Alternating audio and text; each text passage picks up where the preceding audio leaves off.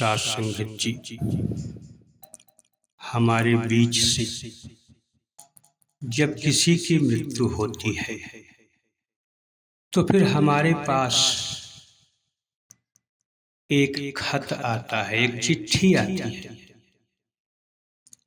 और उसमें लिखा होता है कि मैं आपको बड़े ही दुख के साथ सूचित कर रहा हूं कि मेरे परिवार के फला सदस्य का स्वर्गवास हो गया। अब यहाँ पर विचार करने की जरूरत यह है कि उस चिट्ठी के माध्यम से हमें सूचना मिलती है कि फला व्यक्ति का स्वर्गवास हो गया, वो भी बड़े दुख के साथ मैं आपको सूचित कर रहा हूं। तो अगर उस व्यक्ति का स्वर्गवास हो गया तो फिर तो बड़ी अच्छी बात है, क्योंकि मुझे मनुष्य का शरीर जो मिला है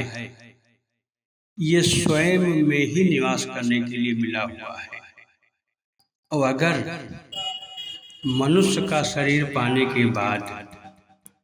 कोई निज धाम में निवास करने लगे, कोई स्वयं में निवास करने लगे, तो फिर वहां दुख की कोई बात ही नहीं है। हाँ, अगर दुख के साथ मुझे सूचित करना पड़ रहा है तो फिर हमें ये लिखने की जरूरत है कि फला व्यक्ति का देहांत हो गया, यानी वो शरीर को छोड़ दिया। और साथ संगत जी, अब हमें विचार इस पर ये करना है कि फिर उसके घर परिवार वाले उसका 13 संस्कार क्यों करते हैं। तो कुछ लोगों का मानना है कि 13वां संस्कार इसलिए किया जाता है कि उस व्यक्ति के नाम पर लोगों को दान दिया जाता है, उस व्यक्ति के नाम पर लोगों को भोजन कराया जाता है, क्योंकि सारे लोग मिलकर के उस व्यक्ति की आत्म शांति के लिए इस परम पिता परमात्मा से दुआ करेंगे, उसे आत्म शांति मिल जाएगी, उसके सारे कर्म नष्ट हो जाएंगे। वास्तव में ये बात सत्य नहीं है, क्योंकि किसी के कर्म, किसी की विनती करने से, किसी के अरदास करने से वो कर्म के बंधन से मुक्त नहीं हो सकता है। क्योंकि कहा गया है कि कर्म प्रधान विश्व पर राखा, जो जस करहि सो तस फल चाखा। अगर कोई इस बात को सोच रहा है कि मेरे देहांत के प्राण, मेरे देहांत के बाद मेरे घर वाले लोगों को दान देंगे, लोगों को भोजन कराएंगे, तो हमारे जितने भी बुरे कर्म हैं सब नष्ट हो जाएंगे, तो वास्तव में वो गलत सोच रहा है। क्योंकि बुरा कर्म कभी किसी का पीछा नहीं छोड़ता है, उस कर्मों को भोगना ही पड़ता है। फिर लोगों का मानना होता है कि अगर मृत व्यक्ति के नाम पर भोजन न कराया जाए, उसका दोना न निकाला जाए, पचहर न निकाला जाए, तो उसकी आत्मा को शांति नहीं मिलती है, क्योंकि उसके भोजन चाहिए और भोजन करने के लिए आती है। ये भी बात सत्य नहीं है, क्योंकि आत्मा को भोजन नहीं चाहिए, आत्मा को पानी नहीं चाहिए, आत्मा शरीर में रहकर भी भोजन नहीं करती है, आत्मा शरीर में रहकर भी पानी नहीं पीती है, क्योंकि पानी तो जीव को चाहिए, प्राणों को चाहिए, भोजन तो जीव को चाहिए, प्राणों को चाहिए, शरीर को चाहिए। तो ये भी बात वास्तव में सत्य नहीं है। फिर लोग कहते हैं कि मरे हुए व्यक्ति का 13वां संस्कार इसलिए किया जाता है कि उसके घर परिवार के लोग डिप्रेशन में चले जाते हैं, टेंशन में चले जाते हैं, और उस डिप्रेशन से बाहर निकालने के लिए लोग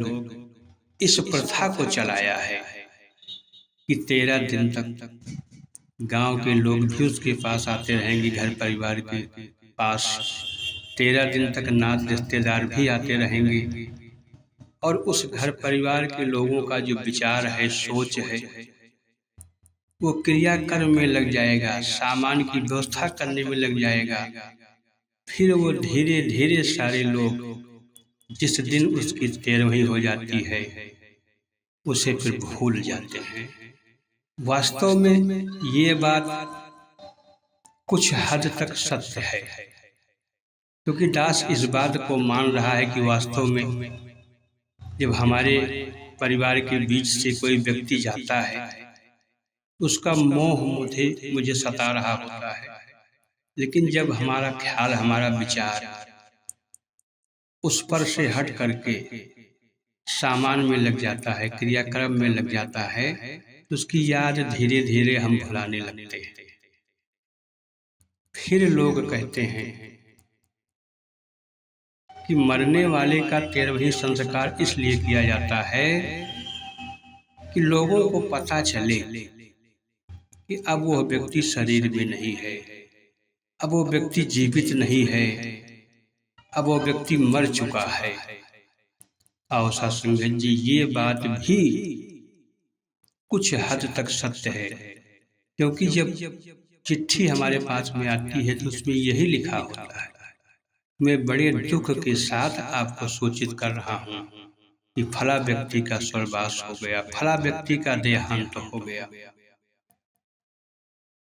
तो उसकी सूचना लोगों तक पहुंचाई जाती है कि अब वो व्यक्ति जीवित नहीं है, निष्प्राण हो गया है, अब वो मनुष्य के रूप में इस संसार में नहीं है।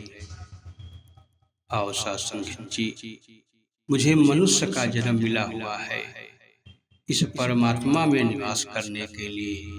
इस परमात्मा में ठहरने के लिए। तो दास इन्हीं शब्दों से अपनी वाणी को विराम देता है।